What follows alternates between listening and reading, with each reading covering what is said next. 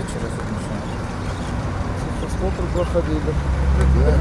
Диспетчер сейчас пройдем, да. Отсутствует диспетчер. Значит, без диспетчера работаете, да? Почему? Вот проходим каждый ежедневно. Сегодня же не прошли же, вот смотрите, вот сейчас пассажиров Вы сейчас находитесь на линии, да? загрузили же. Яққа баспайды екендар, бұғаля басып берші. Молодцы.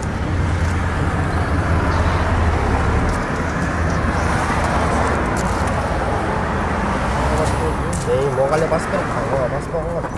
Сұрағанбыз да, бұға да басып бергіле сұрайды десек. Технический состояние не исправить. Требуется покраска частичная.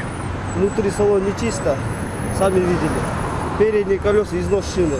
Надо уже в обязательном порядке надо менять шины. Сказали, спойки, делать надо. По кузову требуется покраска Ремонт кузова. частичный. 307, да.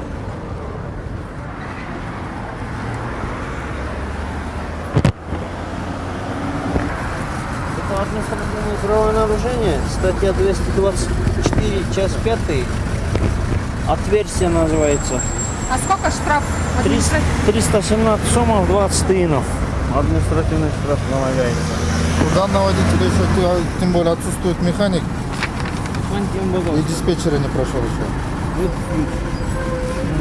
18 сегодня. Составим административный протокол. С нашей стороны то, что изымается сейчас путевой лист и на комиссию его.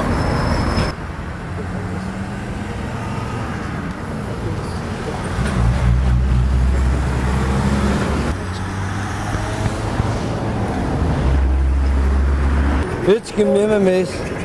Kurbalgan yok, maşine tura, таза. А вы кем являетесь водителем? Ben пассажирмын. Практически вот у каждой остановленной маршрутки есть нарушения.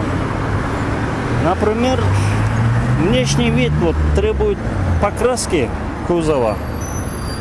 И не прошедший мед и техосмотры предрейсовые, налагается административным штрафом в сумме с 300 до 3000 сомов.